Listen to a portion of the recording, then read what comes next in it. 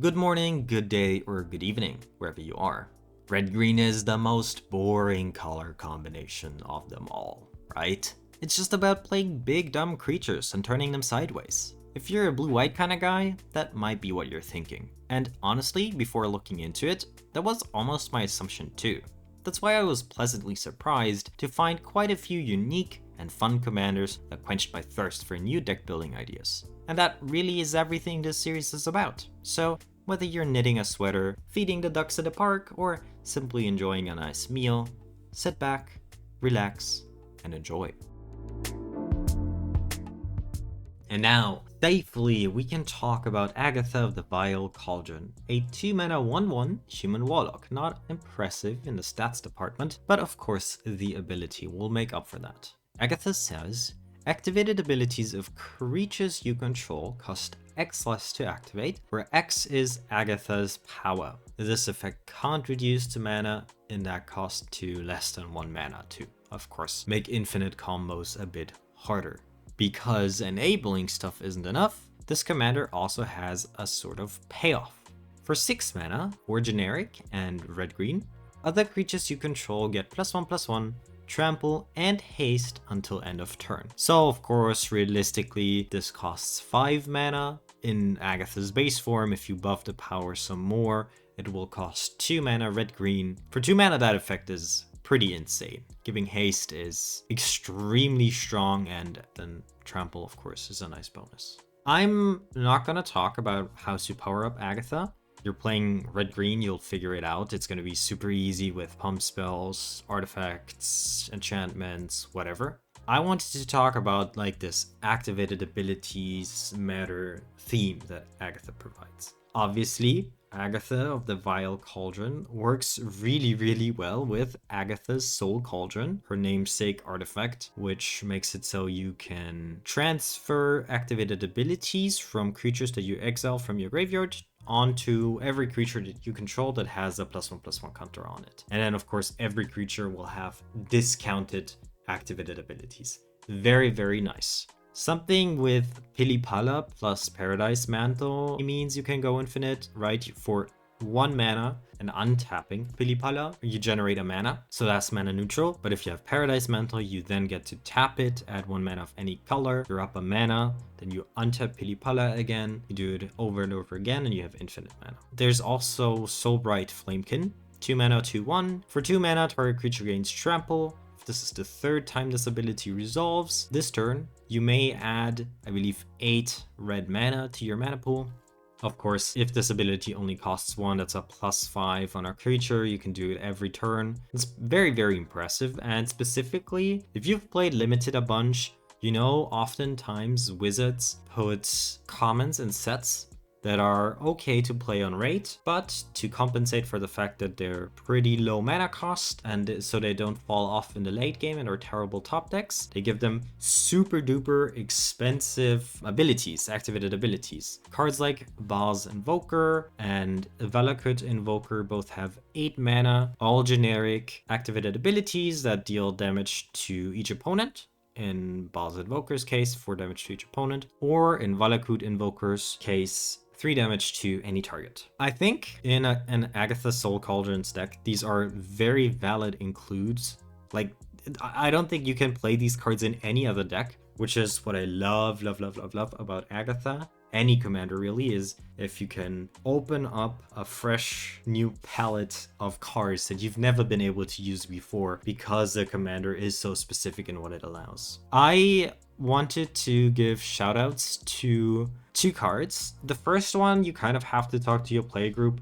It was more out of curiosity of what the most expensive activated ability is, and I believe Spawnsire of Ulamog with a 20 mana ability should be pretty high up there. We're gonna ignore everything besides this ability. It costs 10 mana, so it's a pretty expensive creature to start with. And for 20 mana, or potentially 1 if you have a strong enough Agatha, you get to cast any number of Eldrazi cards you own from outside the game without paying their mana cost. Now, technically, outside the game doesn't exist in Commander because you don't have a sideboard, but a lot of kitchen tables allow for you to just grab any card you have at hand and rule 0 cards this way. A card that is definitely allowed, and it showed up in the mono red video, is Orthian, Hero of Leverbrink. Also super duper expensive activated ability that is kind of almost a I win button, because for 6 generic and 3 red, you get to create 5 tokens that are copies of another target creature you control,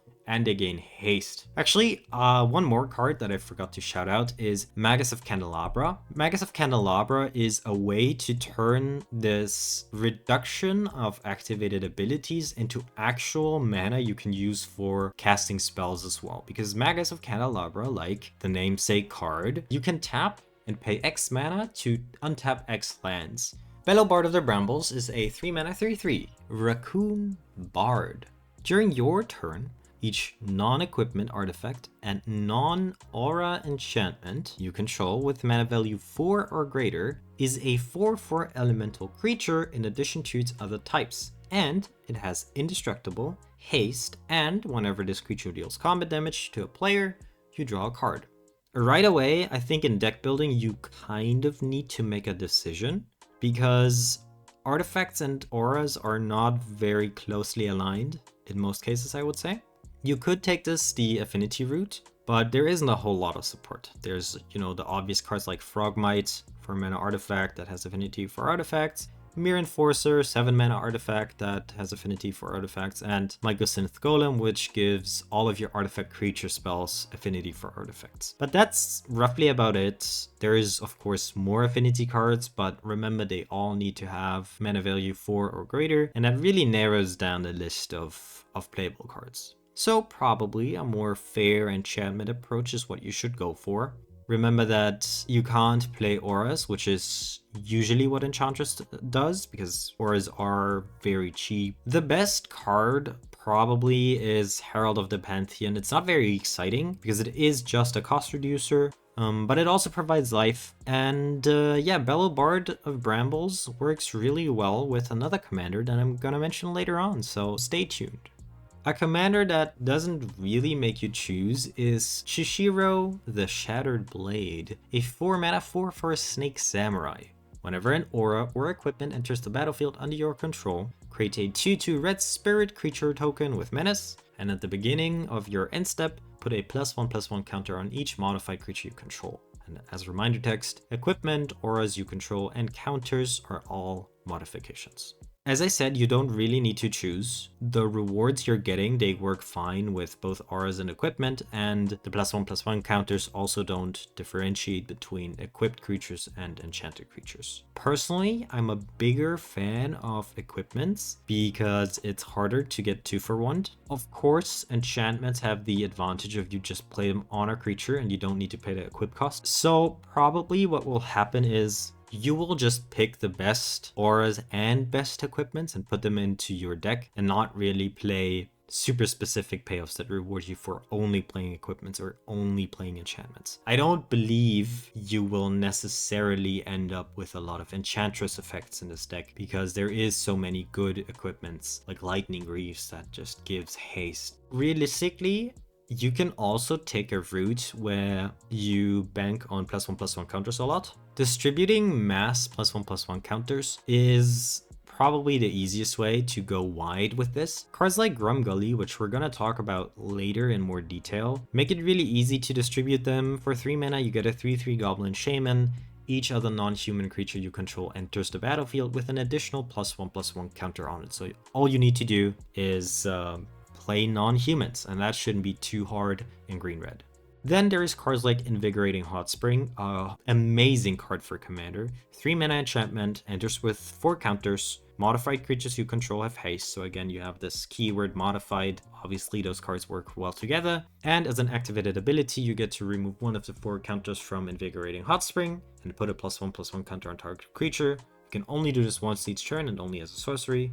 But of course, this also gives the creature haste because Invigorating Hot Spring gives haste to all modified creatures.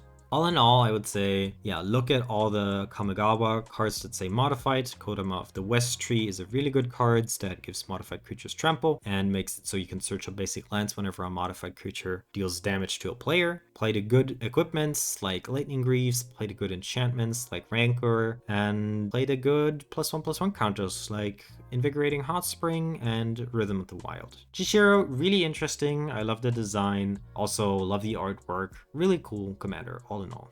General Marhold Elstrigan is one of those commanders that, as I said before, I love because they enable bad creatures that you can't really play anywhere else. It's a 4-mana 4/4 Elf Warrior that says whenever a creature you control becomes blocked, it gets +3/+3 until end of turn for each creature blocking it. There are a lot of cards that say all creatures able to block blah blah blah have to do so. There is Taunting Elf, of which I have roughly 10 copies, and there's also a card called Shinen, I'm not quite sure, of Life's Roar. 2 mana 1/2, all creatures able to block Shinen of Life's Roar do so.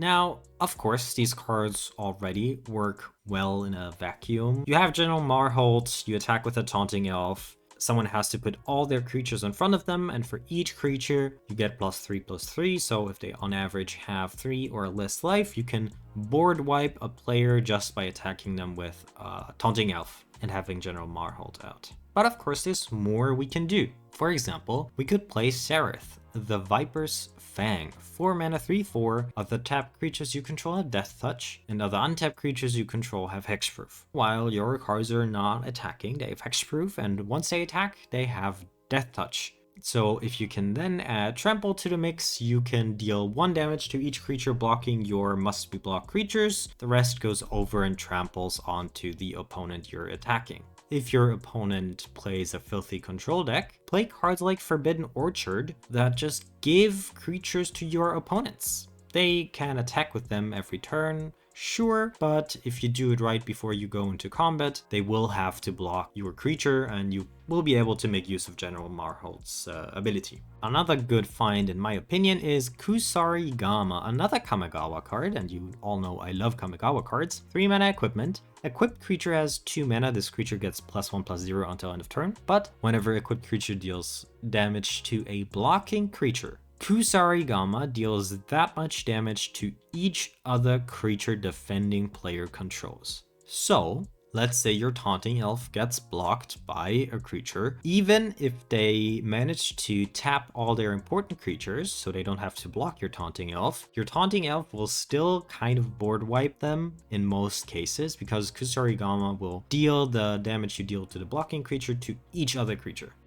We have another Elf Warrior coming up in Grand Warlord Radha. 4 mana 3/4, it has haste, and whenever 1 or more creatures you control attack, you get to add that much mana in any combination of red or green to your mana pool, and until end of turn you don't lose that mana, so even if you can't make use of it during combat, you can then in main phase 2 use it to do crazy stuff. I think focusing on main phase 2 would be a little boring, because during main phase 2 you can just play creatures. So instead I wanted to talk a bit about instant speed payoffs. Whenever I think of instant speed combat tricks in red, I have to think about Embercleave, because I played during that time on Magic Arena and you were always living in fear of Embercleave. If they had it, you were dead. In Commander it's not quite the same, but obviously it's a really good payoff, especially since it also gets discounted by attacking creatures. So that's one way to reward you for not only going wide, but also going tall. There's cards like Vitalizing Wind, which do exactly the same. They reward you for going super duper wide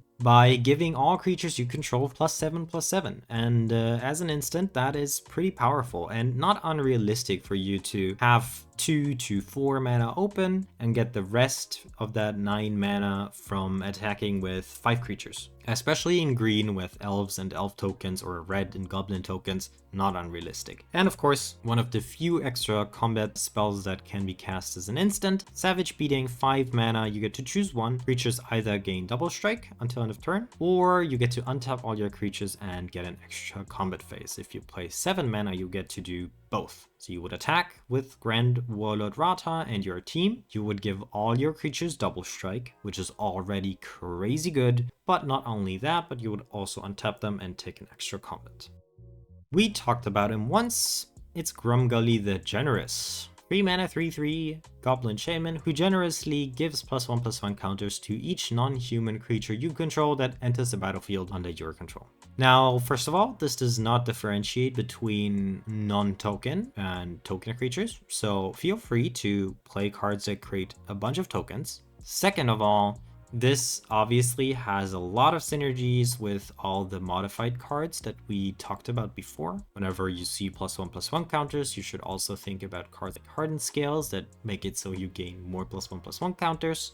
And Rishkar, 3 mana 2/2, making it so your creatures that have a counter on them tap for green, also very, very good. Another thing that I wanted to talk about is how Grumgully interacts with cards like Woodfall Primus that have Persist, because when those creatures die, they will enter again with a -1/-1 counter on them as long as they didn't already have a -1/-1 counter on them. Now, the way in Magic +1/+1 and -1 counters work is they just cancel each other out. So let's say you have a Goblin Bombardment, fitting for Grumgully as a goblin, and you sacrifice your Woodfall Primus. You would then return it to the battlefield because it didn't have a -1/-1 counter on it. When Woodfall Primus enters, the Persist -1/-1 counter and the +1/+1 counter from Grumgully will cancel each other out, and you get to do the whole thing again and again and again and again. Please do remember that mass land destruction does put you in a higher tier, so be careful of your playgroup judging you for destroying their non-creature but certainly land type permanents. Haste is one of the most powerful keywords in Magic, and giving it to creatures that don't usually have it can make it so seemingly bad cards are actually pretty great. That's why Halana and Alina, partners, they're not actually partners, it just says so. The card is called Partners. They have First Strike and Reach, and at the beginning of combat on your turn, you get to put X +1/+1 counters on another target creature you control, where X is Halana and Alina's power, so 2 if you don't do anything to them, and that creature gains haste until end of turn. I didn't have time to look at every red-green creature and see which ones profit the most from this ability, but when I think of giving haste, of course I want to include cards that have an attack trigger or an ability that lets them tap. One card that is really good when it gets to attack is Krenko Tin Street Kingpin. 3 mana 1/2. When it attacks, you put a +1/+1 counter on it. And then you create a number of 1/1 red goblins equal to the power of Krenko. So this card benefits from both the +1/+1 counter that Halana and Alina give, as well as from getting to attack the turn it comes down. Another card that I really think is worth including is Wild Beastmaster, also a 3-drop but in green, Human Shaman. When it attacks, each other creature you control gets +X/+X, where X is Wild Beastmaster's power. So both of these cards, as you can see, take advantage of both the power up that they get, as well as the haste and being able to attack the turn that come down. We've had a lot of attacking and counters shenanigans so far, and while the next commander also needs to attack, its ability is a little more out there. It's the famed Hans Eriksson, who I believe got mentioned all the way back in Ice Age in a flavor text, and he finally got his own card in 2020. Hans Eriksson is a 4 mana 1/4 human scout. Whenever Hans attacks, reveal the top card of your library. If it's a creature card, put it onto the battlefield tapped and attacking defending player or planeswalker they control. If it's not a creature, you get to put that card in your hand. But there is a catch. Should you put a creature card onto the battlefield this way, it has to fight Hans Eriksson.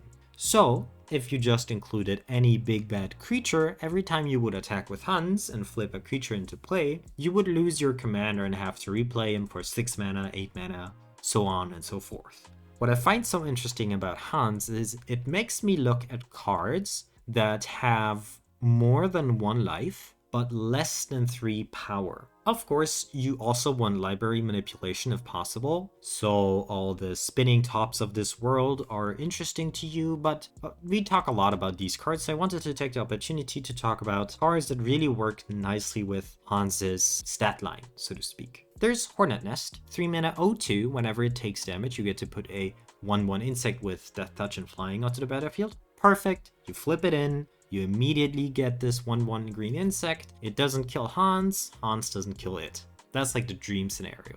Also, I looked at Enrage cards. Ranging Raptors is really great. 3 mana, 2/3. Whenever it is dealt damage, you may search your library for a basic land card and put it onto the battlefield. So again, perfect, you attack, you flip Ranging Raptors, not only do you get the creature, it also comes with a basic land card that you get to put into the battlefield. Twin Flame Tyrant is an example of a creature that, while it doesn't do much in regards to the fighting that happens at the start, it is of a perfect stat line. It survives Hans's attack, but it doesn't kill Hans, and it's a super powerful payoff because, doubling damage is always very nice. One of the newest additions, also, Screaming Nemesis, is a 3/3. Whenever Screaming Nemesis is dealt damage, it deals that much damage to any other target. If a player is dealt damage this way, they can never ever gain life for the rest of the game again. So, you attack someone with Hans, you flip Screaming Nemesis, it takes 1 damage, you get to ping a player for 1 damage and doom them to never gain life again.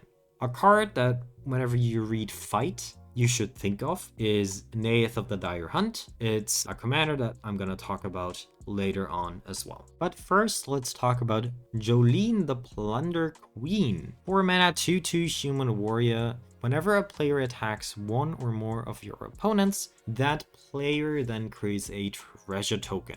If you would create a treasure token, you instead get to create an extra treasure token. So if you create 1, create 2. If you would create 2, create 3, and so on and so forth. And you get to sacrifice 5 treasures to put 5 +1/+1 counters on Jolene. What I like about this is it is kind of pseudo goading.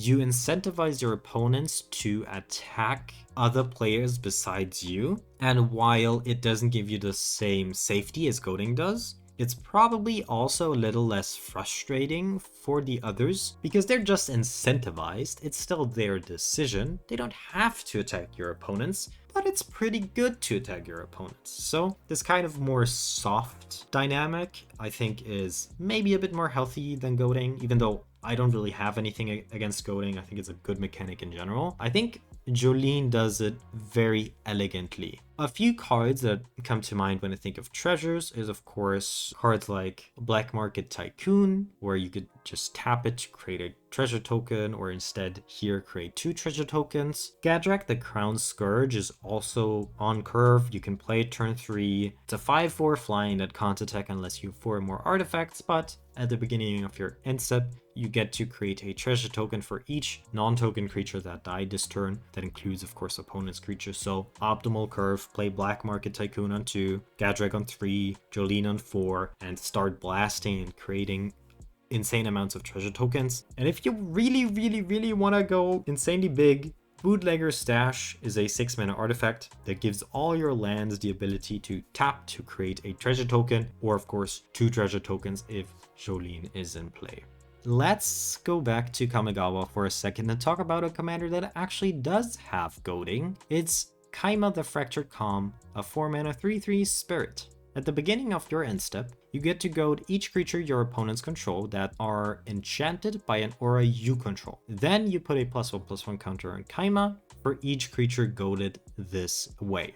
So it doesn't profit from just goaded creatures in general. You can't just play a card that goads all creatures and put a lot of +1/+1 counters on this. Instead, you need to enchant opponent's creatures with auras, which is a dangerous endeavor. There's really good cards like Shiny Impetus who are designed to do exactly that. 3 mana +2/+2 to the enchanted creature, but it's also goaded. And whenever it attacks, you get to create a treasure token. So this card works double duty. First of all, it's an enchantment that works nicely when Kaima is out, but even when Kaima is not on the battlefield, you still follow the same game plan as you would if your commander's on field. The best card I could find for Kaima is Smoke Spirit's Aid. It's a sorcery, 1 red and X as mana cost, and for each of up to X target creatures, you get to create an aura and enchant it to those creatures,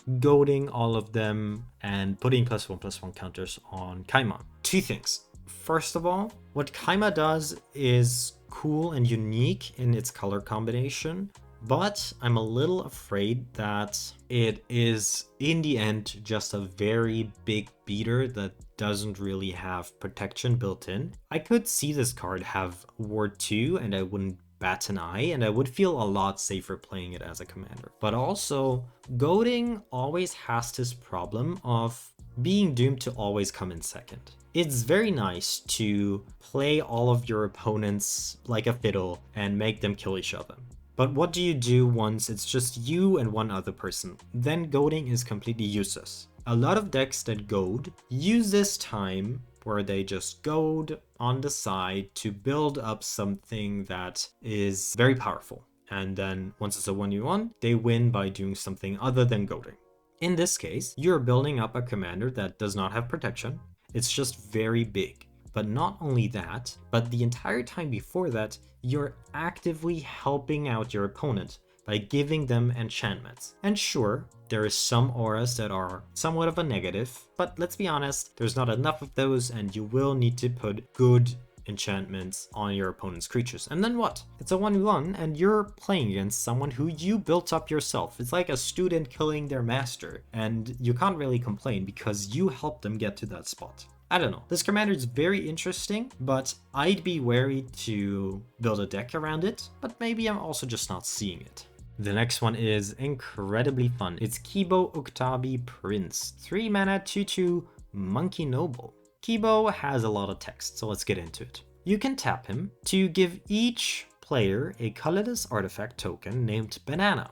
Bananas have tap, sacrifice this artifact and add a red or a green and you gain 2 life. The second paragraph on Kibo is whenever an artifact an opponent controls is put into a graveyard from the battlefield, put a +1/+1 counter on each creature you control that's an ape or a monkey. And lastly, whenever Kibo attacks, defending player sacrifices an artifact.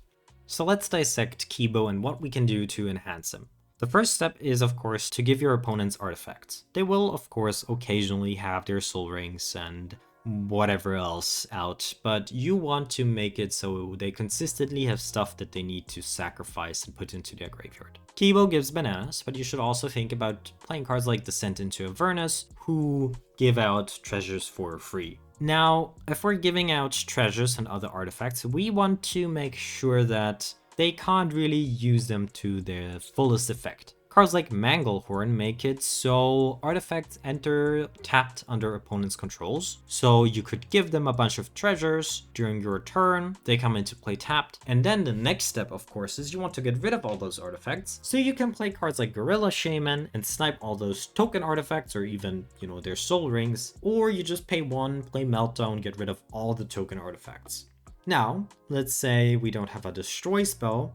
If we give them bananas and treasure tokens, they will most likely use them in some way because those cards are beneficial to their game plan. So we have an opponent that sacrifices a lot of artifacts. Why not play Vengeful Tracker, 2 mana, 2/2, whenever an opponent sacrifices an artifact, this card deals 2 damage to them. Also, in a game where you have Kibo out, they will gain a bunch of life, because bananas, remember, they do not only give a red or a green mana, they also gain 2 life. Kavu Predator is a wonderful card, also a 2 mana 2/2. Whenever an opponent gains life, you get to put that many +1/+1 counters on Kavu Predator. Again, wonderful, I love it when you can play these good synergy cards on curve before your commander comes down, and then you hand out these bananas to 3 different opponents, and just 1 round of Kibo, technically, can make it so your Kavu is an 8/8. One small addendum: I wouldn't look too far into the monkey and ape sub-theme. There are good ones, but it's really only a handful. I'd say like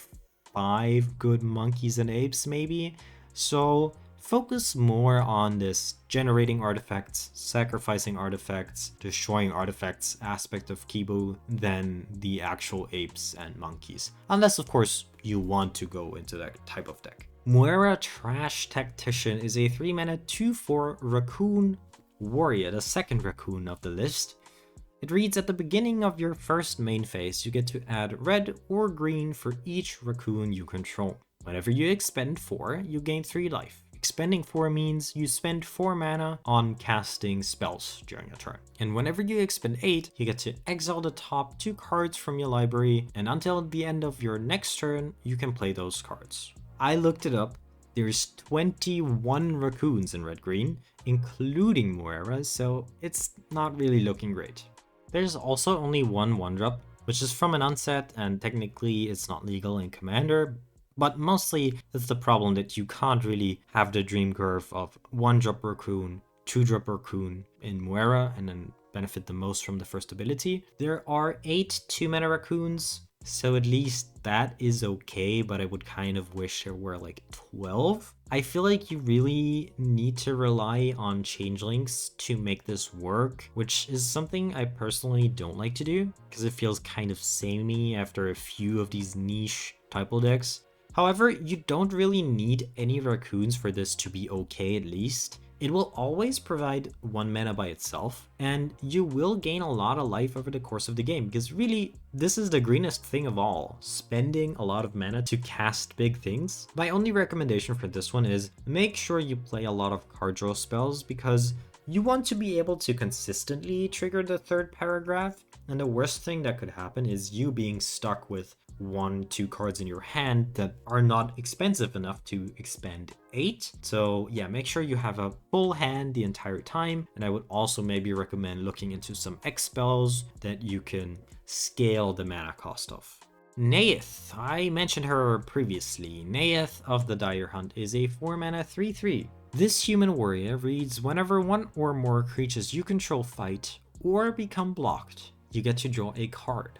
At the beginning of combat on your turn, you can pay 3, that's 2 generic and a red-green split mana. If you do, double target creature's power until end of turn. That creature must be blocked this combat if able. Neyith is kind of an attempt to make the fight mechanic good. There are quite a few fight spells that are borderline playable, but if all of them drew a card, that would make them a lot better and probably make them pushed enough to make the cut. Grothama the All-Devouring, a card that I mentioned in the mono green commander list, seems like a card that would be super fun to pair with this commander. It reads, whenever a creature attacks, it can choose to fight Grothama the All-Devouring. Also, when Grothama leaves the battlefield, each player draws cards equal to the amount of damage dealt to Grothama this turn by sources they controlled. So players are incentivized to fight Grothama, which would in return then draw you a bunch of cards. You could, of course, also attack with your own creatures and they have them all fight Grothama to draw a hand of probably 8 to 9 cards. But let's leave Christmas Wonderland behind and talk about the other abilities. Because you know what will happen naturally over the course of any MTG game? Blocking. General Marhold can attest to that. There is a lot of creatures that can put your opponents in a sort of doomed if you do, doomed if you don't scenario. Like Stigma Lasher. Whenever Stigma Lasher deals damage to a player, that player can't gain life for the rest of the game. Do they block it? If they do, you get to draw a card. But if they don't, they can never gain life anymore. Even if your creatures don't have effects that trigger on hit, like Stigma Lasher, people just don't like taking damage. They will at some point block your creatures and you will draw cards. And that is incredibly powerful for any deck that wants to get a bunch of stuff on the board. I don't know how often you will activate the 3-mana ability, but in some cases it will be spending 3 to kill your opponent's only creature. In other cases it will be spending 3 to draw a card and kill a chump blocker. I don't know, but this card reads great and I have a feeling that it will play even better. Next up is another banger design, and I actually already started building a deck around this. It's Ragadraga Goreguts Boss. That's a fun name to say, Ragadraga. Ragadraga costs 4 mana, is a 4/4 human boar, and has 3 paragraphs of text. First of all, each creature you control with a mana ability gets +2/+2. Secondly, whenever a creature you control with a mana ability attacks, you get to untap it. Thirdly, whenever you cast a spell, if at least 7 mana was spent to cast it, untap target creature, and it gets +7/+7 and trample until end of turn. It's rare that you see a commander that screams elf so much, that doesn't have the word elf on it. If there's one thing I know, that almost every creature that taps for green mana is an elf for some reason. The idea is, of course, to play mostly mana dorks. Then you go to combat, and either you go ham on big instants, or you play something in main phase 2. The best card for this deck is almost certainly Viridian Joiner. It's a 3 mana 1/2, and it taps for any amount of mana equal to Viridian Joiner's power. So if you manage to trigger a Ragadraga once, you will then give Viridian Joiner +7/+7, and it will tap for 8 mana. The dream is to cast super expensive cards. You go to combat, you attack with your mana dorks, and play a Vitalizing Wind, giving all of them +7/+7, and one of them +7/+7 and trample in addition to that. To be more flexible, you can include instants that have X in their mana cost, so you can scale them up if you have 7 mana, or leave them at 4 if you don't have the mana. Another thing that I find interesting is the second ability of Ragadraga is a triggered ability. If you manage to give your creatures with mana abilities Vigilance, you can attack. There will be an untap trigger on the stack. You can tap them in response to that trigger, untap them, and then tap them again to cast a huge instant. But the reason why I started building this deck is because I had my eureka moment that had me so excited that I couldn't wait until after this video to start building the deck. There is a way to pretty consistently trigger Ragadraga by simply cracking a fetch and then paying 7. What? Cracking a fetch? What does cracking a fetch have to do with spending 7 mana on a spell? Well, you know, there is this anomaly of a creature that is Panglacial Worm.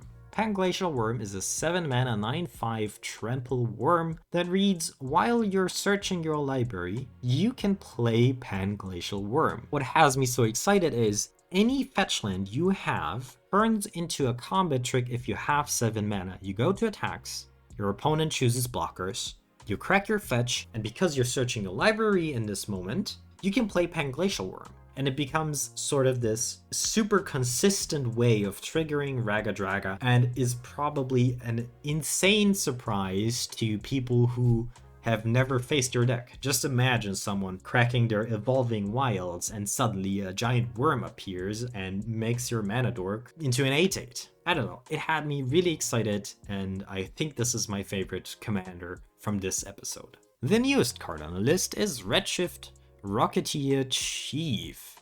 It's a 2 mana 2/3 Goblin Pilot. It has Vigilance, and it can tap. If you tap it, you get to add X mana of any one color, where X is Redshift's power. But there's a restriction, you can only spend this mana to activate abilities. And lastly, just like Agatha, it has its own payoff.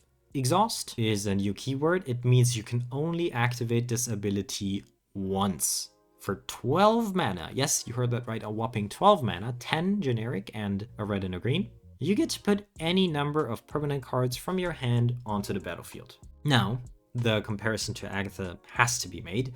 You probably want to play the exact same cards for the most part, and if you play a Redshift Rocketeer deck, you will have Agatha in the 99. If Agatha is your commander, you probably want Redshift Rocketeer Chief in your 99. The difference between those two is that you can use the mana you get from Redshift Rocketeer Chief for non-creatures as well, while Agatha is of course restricted to only creatures. Whenever I see a card like this that taps for a lot of mana, my mind thinks of Staff of Domination, a card that can untap a creature for 3 and tap, but can also for 1 mana untap itself. So once you have a creature that produces 5 or more mana, you have infinite mana. And the nice thing about Staff of Domination is you also have kind of a win con because you get to draw your entire deck if you have the 2-card combo.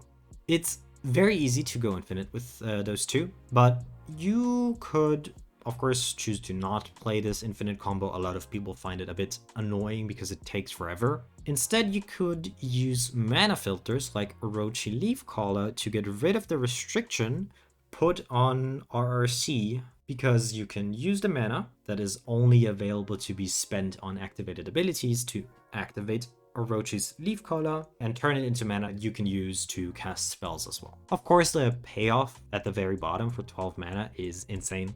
And one thing that might be confusing to newer players is it says activate each exhaust ability only once, but this means once per game object. So should you activate Redshift, then it dies, and then you play it again from your command zone, you will be able to activate the exhaust ability again because it is a new game object. Another way to play this exhaust ability again without having your Redshift die is Temur Sabertooth, one of the only cards, maybe the only card in green that can bounce a creature to your hand. For 2 mana, you can return Redshift to your hand, play it again, activate the exhaust ability again. You could even activate the exhaust ability of Redshift and with the trigger on the stack, bounce it to your hand using the Temur Sabertooth. And then with Redshift's own ability, he would put itself back into play. Roshin Meander, 4 mana, 4/4 giant shaman. We've had an elf commander that doesn't specifically say elf. In Roshin, we have a Hydra commander that doesn't necessarily say Hydra. You can tap Roshin to add 4 generic mana to your mana pool, which is of course insane. But the catch is you can only use this mana on spells or abilities that contain an X. Now, almost all Hydras contain X in their mana cost, but you could spice things up a little by playing cards like Awake in the Woods, which are really good sorceries that have X in their mana cost. I don't know what else I would do with this, so I'd be curious to hear from you guys. I feel like there's untapped potential that I'm not seeing with Roshin. From Roshin to Roxanne, Starfall Savant. Roxanne is a 5 mana 4/3 cat druid, and whenever she enters the battlefield or attacks, you get to create a tapped colorless artifact token named Meteorite. When Meteorite enters the battlefield, it deals 2 damage to any target, and it can also tap to add 1 mana of any color to your mana pool. Additionally, whenever you tap an artifact token for mana, you get to add 1 mana of any type that artifact token produced. So, as long as Roxanne is on the field, your meteorites will tap for 2 mana. I think Roxanne has seen some standard play. I'm not super up to date on the standard meta, but this immediately made me think of a modern combo deck using Knight of Sweet Revenge to produce a lot of mana and finish off the opponent in one fell swoop. Knight of Sweet Revenge, of course, creates food tokens when it enters and also gives your food tokens the ability to create green mana. So, since Roxanne doesn't really distinguish between what kind of token you tap for mana, the food tokens would also tap for 2 green mana if you have Knights of Sweet Revenge and Roxanne out. Treasures also work nicely with this, but let's be honest, tell me one thing treasures don't work well with. If you asked me what the most cruel commander out there is, I'd say it's Rurik Thar the Unbowed, a 6 mana 6/6 ogre warrior. It has vigilance and reach. It has to attack each turn if able, and whenever a player casts a non-creature spell, including yourself, Rurik Thar will deal 6 damage to that player. So it's always angry, and it hates people who cast pesky and boring non-creature spells. Why would anyone play anything besides creatures anyways? There isn't too much you can do to support this guy in his endeavor to root out all blue players in the world besides protect him and play creatures and turn him sideways. I guess that really is the perfect Gruul commander. Samut, Vizier of Naktamun, is a 3 mana 2/3 human warrior cleric. It doesn't only have 3 creature types, it also has 3 keywords. It has First Strike, Vigilance, Haste. That's a pretty good assortment. You all know I love Haste, it's one of the best keywords. Vigilant in a format that has 3 opponents, also extremely powerful because you can swing without being afraid of not being able to block. And First Strike, one of the better combat keywords. The card also reads, whenever a creature you control deals combat damage to a player, if that creature entered the battlefield this turn, you get to draw a card. So if you play Samut on turn 3 and attack someone and deal damage to them, it will replace itself and you will draw a card. It's a cheap commander. I love cheap commanders. It rewards you for playing haste creatures, which in general is good, especially since there are a lot of good haste creatures in green and red, obviously. But more importantly, there are also really good enablers in red-green that make it so you can give haste to creatures that usually don't have it. We already talked about Invigorating Hot Spring. There's also Rhythm of the Wild, and the somewhat newly printed Enduring Courage, which gives creatures that enter the battlefield under your control +2/+0 and haste. Aggro decks in general often have the problem of running out of steam in Commander, but Samut tries to ensure that you always replace the hasty threat that you just played. Maybe it's even worth to play cards like Ball Lightning that sacrifice themselves because you can diminish the downside of losing the creature end of turn, but probably not, and you should probably just stick to good hasty threats in general. Bringing back an old creature type is Slinza the Spiked Stampede. It's a 5-mana 5/5 beast, and, fittingly, beast spells you cast cost 2 less to cast. Also, each other beast you control enters the battlefield with a +1/+1 counter on it. And lastly, whenever Slinza or another creature with power 4 or greater enters, you may pay 2 mana, and when you do, Slinza fights target creature you don't control. If I were to approach this commander, I would make sure to include a lot of mana ramp to go from 1 to 3, and then from 3 to 5, and play Slinza on turn 3 as often as possible. From there, the world really should be your oyster, as there are tons of really good beasts. You could either double spell 2 5-drops the following turn, like Elder Gargaroth and Quartzwood Crasher, for example, are really good beasts. Or you could just play a big 7 or even 8-drop like Cultivator Colossus that kind of end the game on the spot. Since we have the +1/+1 counter mechanic, again, I would also look into persist creatures. Possibly there's something going on there. The last ability I would treat mostly as a nice to have. You could think of including Neith, but I think it's just gonna be a solid include in a 99. I don't think it's a must include. I was kind of surprised. I originally thought red-green was going to be a bit more boring, but Stang Echo Warrior is another really interesting design. It costs 4 mana, is a 3/4, and a human warrior. Whenever Stang Echo Warrior attacks, you get to create Stang Twin, also a 3/4 red-green human warrior. Not just do you get to create the token, you get to create it tapped and attacking, and for each aura or equipment attached to your original commander, you also get to create a copy of those enchantments and equipments and put them on the token you just created. And then, of course, for safety reasons, you need to sacrifice all the tokens created this way at the beginning of the next end step. Really interesting design. It creates a ton of tokens, which could reward you for good ETBs on auras. We already talked about Chishiro, the Shattered Blade, and I think these two kind of should always end up in the same deck, one as a commander, one in the 99. Jaheira, Friend of the Forest, is an awesome way to make use of the tokens you just created, because it allows you to tap tokens for mana. So all those auras, all those equipments can suddenly tap for mana and you can use them for combat tricks. Other good synergy pieces are the 2 runes from Kaldheim that have an ETB and you copy that ETB once you create the Stang copy, or the cartouches from Amonkhet. And of course, the big enchantment payoff in green if you're attacking is Ancestral Mask, which gives a creature +2/+2 for each other enchantment in play. And of course, that can go crazy with the Stang copy. The Howling Abomination is a 5-mana 5/5 haste human beast warrior, truly an abomination. It has trample as long as you've cast 3 or more spells this turn. And whenever the Howling Abomination becomes the target of a spell, it gets +2/+2 until end of turn and deals 2 damage to each opponent. So this commander encourages you to string together as many cantripping pump spells as humanly possible. In the Mono Red video, we already talked about Zada, Hedron Grinder, which is a goblin that copies every spell you cast on just her to all your other creatures. And you really want to include good spells that target just a single creature anyways, so I would also include Zada in this deck.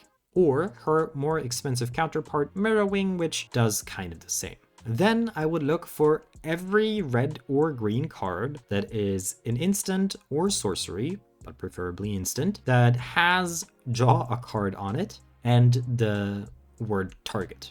And that's kind of how I would get started building the stack. But please, friendly reminder, never ever forget to pay your Kediz tax whenever you play a Voltron commander that has red in it. For the next one, I really wish it was good, but I don't think it's quite there yet. It's the Lady of Otaria, a 5-mana 5/5 avatar. Instead of paying Lady Otaria's mana cost, you can tap 3 untapped dwarves you control rather than, paying the cost, which is insane. Very good. The issue lies in the second ability. At the beginning of each end step, if a land you controlled was put into your graveyard from the battlefield this turn, you get to reveal the top 4 cards of your library, and you get to put any number of dwarf cards from among them into your hand. The rest is put onto the bottom of your library in a random order. There are 63 dwarfs, which sounds a lot better than raccoons so far, but a lot of them are super old, and we all know how terrible creatures used to be. I really love the flavor of digging deeper, aka getting rid of a land to make room for new dwarfs, but since the power of the second paragraph is closely tied to the average power of dwarfs, I think it would need another D&D or a Lord of the Rings set before this becomes a good viable commander. The next commander recently got his 5 minutes of fame as it was featured in a Rhystic Studies video, I believe. It's Thromok the Insatiable, a 5-mana 0/0 Hellion. It reads, Devour X, where X is the number of creatures devoured this way. What? Yeah. What this boils down to is when you play Thromok, as it enters the battlefield, you can sacrifice X amount of creatures. Let's say you sacrifice 3 creatures. This means you devour it for 3, meaning for each creature, you will put 3 +1/+1 counters on Thromok. It will enter as a 9/9. This is one of these big dumb Voltron commanders that don't really offer much beside a body, a really big body, admittedly, especially since red-green aren't exactly the prime aristocrat colors. If this was in black-white, it would be pretty insane in my opinion, because you have all those good when a creature dies triggers, but unfortunately not quite the color combination. These are, however, pretty prime colors for creating tokens. You can go wild, play stuff like Fungal Sprouting, where you create X sprawling tokens where X is the biggest creature you control. Works really nicely with Thromok. And in case you are too lazy to do the math yourself, you need to sacrifice 5 creatures to put 5 +1/+1 counters per creature on Thromok. It will be a 25/25, and you will be able to one-shot your opponents. But always be wary of these big bodies that don't offer much besides a big body. Vrundris, Rage of Ancients, is a 5-mana 5/4 Dragon Barbarian. It has Enrage, so whenever it is dealt damage, you can put a 5/4 red and green Dragon Spirit creature token onto the battlefield, with the catch that that creature will have to be sacrificed once it deals damage. Additionally, whenever you roll 1 or more dice, you may have Vrundris deal 1 damage to itself. A lot of the D&D set is built around rolling dice, of course, but there are plenty of ways to ping your commander. If I were to approach this deck, I'd focus more on pinging your commander with other cards like Fire Slinger, which just taps to ping, Fire Whip, which gives the ability to tap to ping to a creature, or Desert, kind of the best thing I found for this. It's a land that deals 1 to an attacking creature, so you can attack with your commander, ping it for 1, create a 5/4. One thing that is very nice, and it's a card that we've mentioned before, is Goblin Bombardment. This card works so nicely because you can attack with your 5/4 dragon creature, it deals damage, and the trigger to sacrifice it goes onto the stack. With this trigger on the stack, you can then sacrifice this creature and deal 1 damage to your Vrundris, creating a fresh, new 5/4 red-green Dragon Spirit creature token, hot off the press. I don't have too much else to say, except I wouldn't go hardcore on rolling dice, but that's also because I don't like rolling dice in Magic. But yeah, instead go for Enrage, Ping, Dinosaurs, and stuff like that. Wildseer Scouring Maw is a 5-mana 6/6 elemental wolf that has trample, and the simple to read but not so simple to execute line enchantment spells you cast from your hand have Cascade. And Cascade of course means if you cast them, you flip cards from the top of your library until you find something that costs less, and you can also cast that card. It's very straightforward. You are in Prime Enchantress colors, so feel free to go wild and use this as a fiery value engine. I do think though that this deck kind of builds itself, but if you enjoy the thrill of randomness, I think this card promises a lot of fun. Flipping cards and finding unexpected cards that win you the game is something that can lead to incredible moments at your commander table. So this might be an awesome commander if that's the kind of gameplay you enjoy. An archetype that we haven't really had so far is Spellslinger / Storm. I mean, what would a red-green Storm commander even look like? Well, you may not like it, but this is what peak Gruul Storm looks like. It's Wart, the Raid Mother, a 6-mana 3/3 Goblin Shaman. When Wart, the Raid Mother, enters the battlefield, you get to create 2 1/1 red-green Goblin Warrior creature tokens. More importantly though, each red or green instant or sorcery you cast has Conspire, and now Conspire isn't something we get often, so reminder text. As you cast the spell, you may tap 2 untapped creatures you control that share a color with it. When you do, copy it, and you may choose new targets for the copy. What you get to do is you get to double up your spells by tapping creatures. There is a few ways that come to mind on how to make this a really good card. For one, you could double up your rituals. Brightstone Ritual gives you 1 mana for each goblin you control in play. You play Wart, next turn you play Brightstone Ritual, tap the 2 goblins Wart makes, tada! For 1 mana, you get 6 mana. You could also go down the route of doubling up your token creation spells. Portaling Outburst for 3 mana, creating 6 1/1 goblins is pretty insane, especially since it will provide you with more creatures to conspire with. Whenever you read copy though, you should also think of cards that have an additional casting cost. This goes for creatures, but this also goes for spells, because as you don't cast a copy, you don't have to pay the additional cost. Cards like Big Score, where you have to discard a card as additional cost, but you get to draw 2 and create 2 treasure tokens, are really nice. Harrow, a green ramp spell, also comes to mind where you have to sacrifice a land, but if you conspire for 3 mana and sacrificing a land, you get to search up 4 basic lands and put them onto the battlefield, which is an insane rate, of course. And also, since you have a bunch of tokens, I would look at spells that have Convoke. Court of Calling is a classic and a really good spell where you can, for one, tap them to make Court of Calling cheaper or search for bigger things, but you can also tap 2 extra creatures to get 2 creatures for the price of 1. Another very unique design is Yaris, Roar of the Old Gods, a 4 mana 4/4 Centaur Druid. First line of text is already pretty good. Other creatures you control have haste. Wow, well, I've said it before, I'll say it again and again, risking sounding like a broken record, but haste is maybe the strongest keyword in Magic, since it fundamentally changes how creatures work and how they're balanced. So, first line of text, already a good sign of playability. Let's get a bit more niche though with the second and third paragraphs.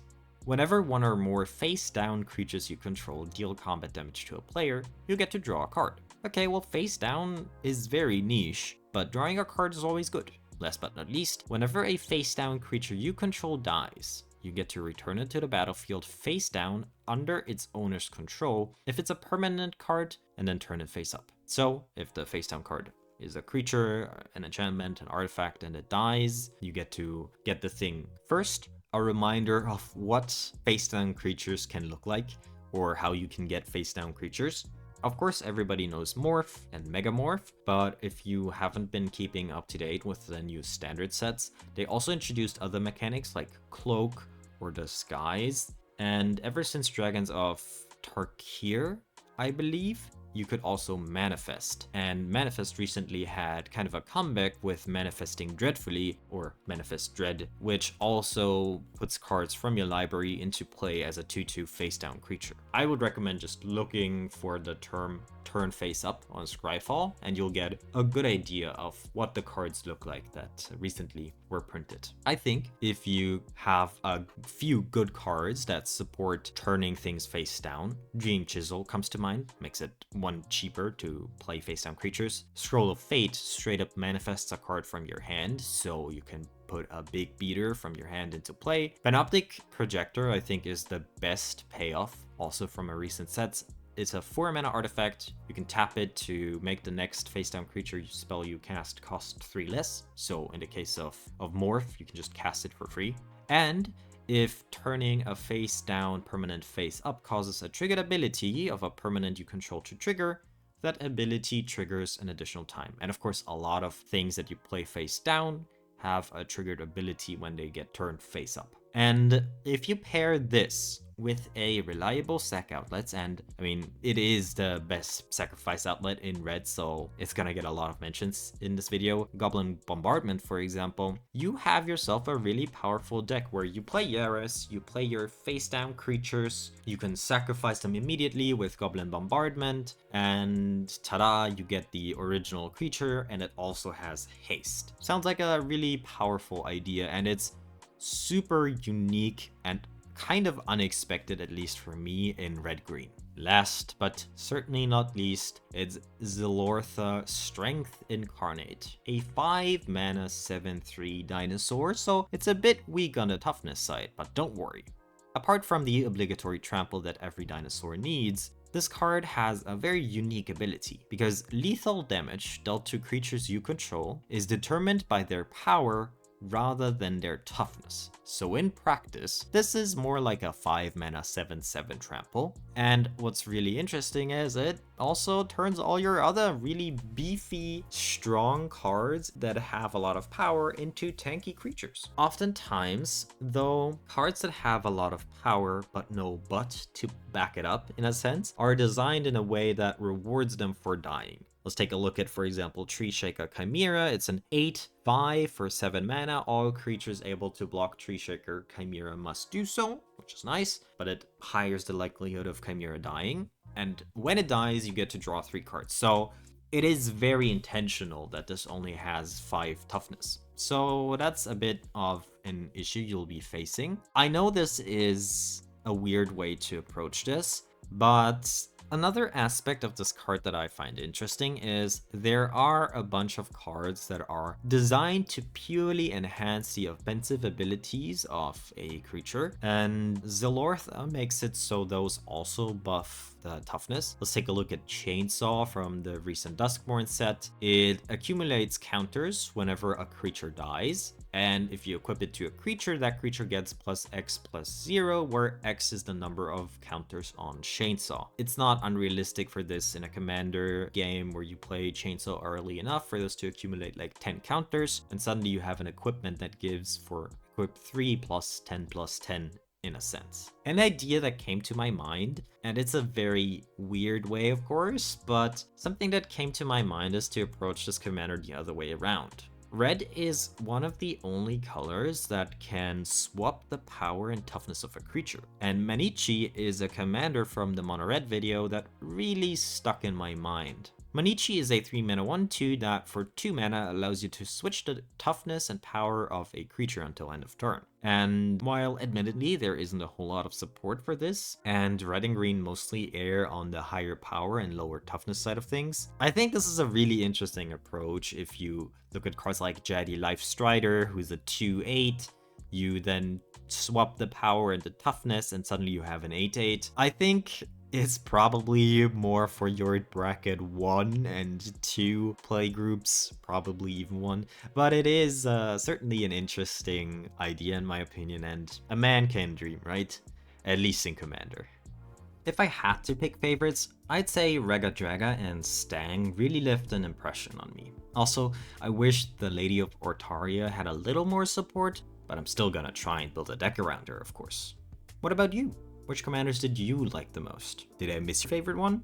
Leave a comment down below. As always, I love reading them, I love answering them. If you're still watching, I'd also appreciate if you took that little extra effort and check if you're subscribed. Much love.